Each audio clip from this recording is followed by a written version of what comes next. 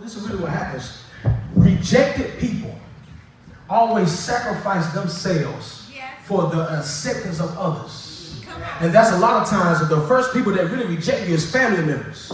Because they're the first ones around you. So we give everything. Even the things that we don't have, we go in debt for family members, and they only turn back and look at you like you boo-boo the fool. Why? Because you're trying to be a God of their life. What God can't do, you can never do.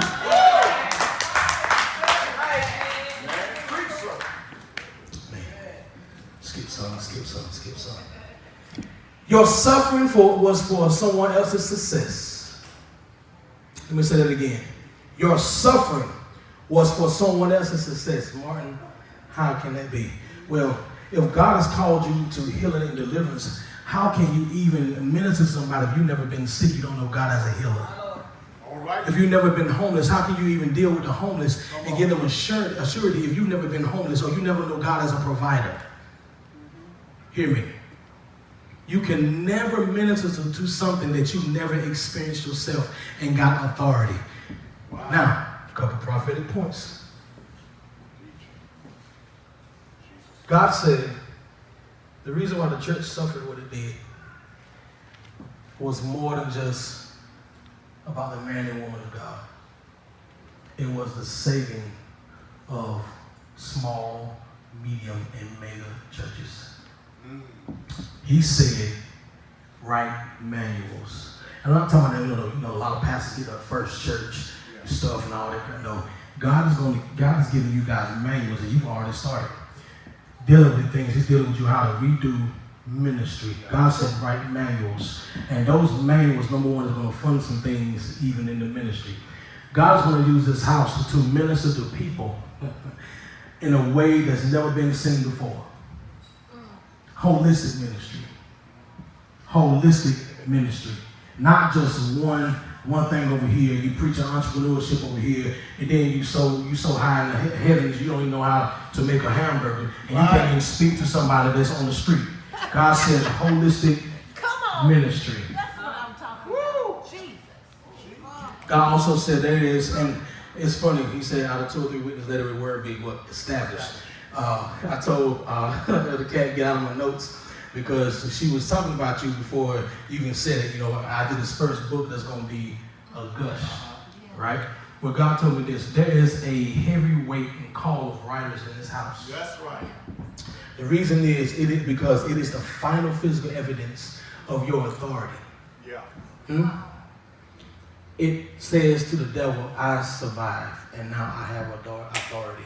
Let me tell you something, a real spiritual key real quick. Satan don't care about your gifting. Right. He don't care about your talent. He's afraid of 2 things, your authority and your right perspective.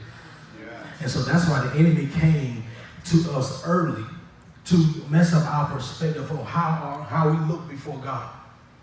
Let me keep going.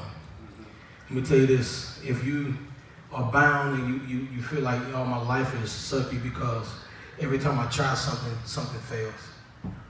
Every time I try to have a relationship, something fails. I'm going to tell you right now, sorry, I don't feel sorry for you because you're not special.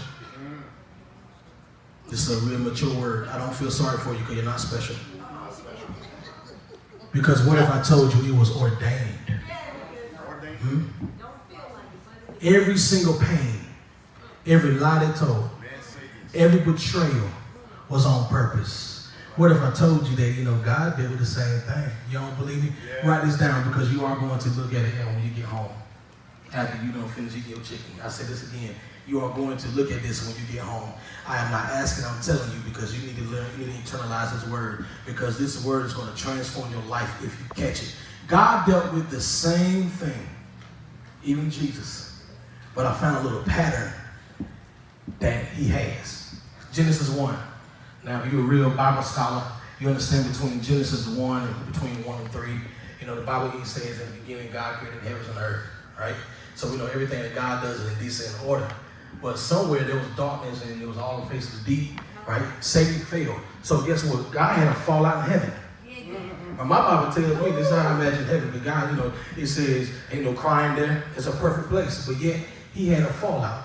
Right. Satan, got beside himself because he was tired of being a resource and wanted to be the source but could never be the source. He wanted to go against God and say, I want what you got, so I'm gonna take it. And so because this is why you can never say anything, because of the godly principle. God never laid hands on Satan, because if he had done that, it would mean that he was on the same level. He told Michael, handle my light work. He said, handle my light work. But you know what God did after that? He said, let there be. He created. You want to go to Genesis 3 with the fall of man. You know what he did? I mean, come on now. He gave us everything. Do you realize what God did? Hear me. He gave us everything. He gave us the Garden of Eden. Right? There's a replica of what he has in heaven. You don't believe me? Then look at the Bible. Search it out. You see the tree of life in Genesis, but you also see the tree of life in heaven. He gave us an exact replica of what he had. Then guess what? He gave us his son. Come on, think about that, because I'm going to tell you right now, if I had a son, I ain't giving him up to nobody. He gave his son to be brutally tortured. Hear me.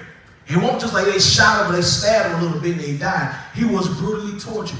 He was beat by 600 soldiers. They was like being beat by 600 Marines. I have Marine friends. Them boys, they real with it. He was tortured and murdered for us. Then he gave us his spirit.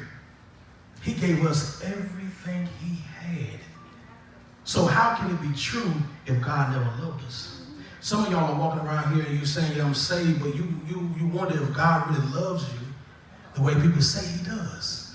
I'm getting ahead of my notes, but understand this. For if God were to hate you, God would be genocidal. Because Genesis 1:20 says you made his image and his likeness. So he's so committed that he gave his all to you. So why are we listening to words that are not God's? Who's your daddy?